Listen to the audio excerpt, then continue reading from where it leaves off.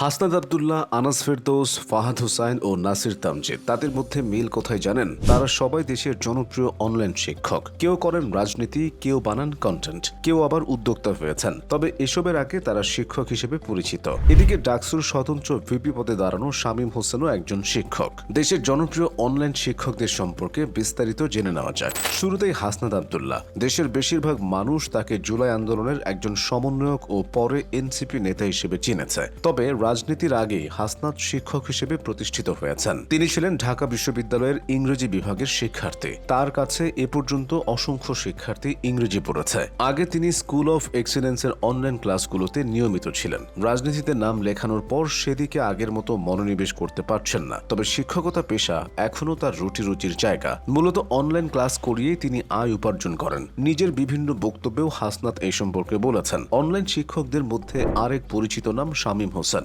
ডাকসুর ভিপি পদে দাঁড়িয়ে শামীম আলোচনায় এসেছেন। ঢাকা বিশ্ববিদ্যালয়ের ইংরেজি বিভাগের এই শিক্ষার্থী নিজেই ইংরেজি শেখানোর সঙ্গে যুক্ত আছেন। শামীম নিজের ইংরেজি প্ল্যাটফর্ম শামীম ইনসাইটের জন্য পরিচিত। গত কয়েক বছরে তিনি প্রায় 14,000 শিক্ষার্থীকে ইংরেজি শিখিয়েছেন। আগে তিনি সাইফোর্স কোচিং সেন্টারের কোর্স সমন্বয়ক ছিলেন। বর্তমানে তিনি উচ্চতর ইংরেজি লেখার কোর্স পরিচালনা করছেন, যেখানে অনেক শিক্ষার্থী বিদেশে উচ্চশিক্ষা নিচ্ছে। তিনি প্রতিশ্রুতি দিয়েছেন, ভিপি নির্বাচিত হলে ঢাকা বিশ্ববিদ্যালয়ের শিক্ষার্থীদের জন্য 1 বছর বিনামূল্যে ইংরেজি শেখার সুযোগ করে দেবেন। অনলাইন প্ল্যাটফর্মকে কাজে লাগিয়ে যে কয়জন শিক্ষক সারা দেশে পরিচিতি তৈরি করে নিয়েছেন, তাদের মধ্যে আনাস ফেরদৌস অন্যতম। প্রচলিত ধারায় নয়, আনাস ফেরদৌসের পড়ানোর ধরন একেবারেই আলাদা। দেখলে যে কারো মনে হবে কোনো বড় ভাই যেন শাসন করে পড়াচ্ছেন। তবে অতি কঠোরতা আর কথা বলার ধরনের কারণে তার সমালোচনাও আছে। তার বলা বিভিন্ন কথা সোশ্যাল মিডিয়ায় ব্যাপক ভাইরাল হয়েছে। শিক্ষার্থীদের জন্য তিনি প্রতিষ্ঠা করেছেন এডুকেশনাল প্ল্যাটফর্ম হালকেনস্টেইন। এখান থেকেই শিক্ষার্থীদের সঠিক গাইডলাইন দিয়ে যাচ্ছেন। পড়াশোনার পাশাপাশি আনাস ফেরদৌস শরীর চর্চাকেও আলাদা গুরুত্ব দিয়ে থাকেন।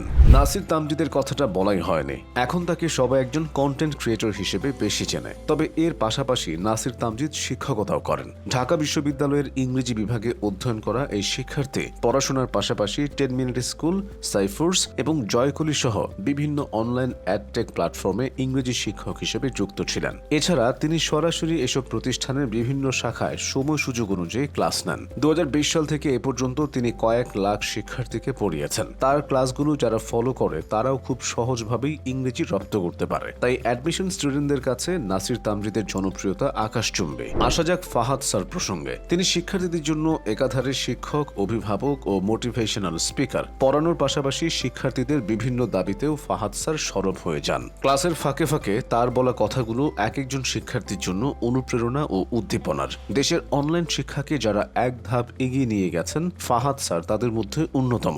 বাংলা মিডিয়ামের শিক্ষার্থীদের জন্য তিনি প্রতিষ্ঠা করেছেন আমাদের স্কুল নামক অনলাইন প্ল্যাটফর্ম। ইউটিউবে এই চ্যানেলটির সাবস্ক্রাইবার সংখ্যা 14 লাখের অধিক। এছাড়া ইংলিশ মিডিয়ামের জন্য ফাহাদ স্যার প্রতিষ্ঠা করেছেন ফাহাদস টিউটোরিয়াল নামক আরেকটি প্ল্যাটফর্ম। ইউটিউবে এই চ্যানেলটির সাবস্ক্রাইবার সংখ্যা প্রায় 10 লাখ। এই দুইটি প্ল্যাটফর্ম বাদেও এসএসসি এবং এইচএসসি স্টুডেন্টদের বিশ্বস্ত ডিজিটাল লার্নিং প্রতিষ্ঠান শিখতেও কাজ করেছেন ফাহাদ স্যার। তবে নিজস্ব প্রতিষ্ঠানে মনোনিবেশ করতে 2023 সালের জানুয়ারিতে তিনি শিক্ষক থেকে স্বেচ্ছায় বিদায় নেন। জনপ্রিয় এই শিক্ষকরা বিভিন্ন কারণে অনেক সময় জাতীয় পর্যায়ে আলোচনায় এসেছেন। তবে দিন শেষে তাদের ফিরতে হয় শিক্ষার্থীদের কাছে। নিজেদের মেধা ও বোঝানোর সক্ষমতা দিয়ে অসংখ্য শিক্ষার্থীর ভরসা হয়েছেন তারা।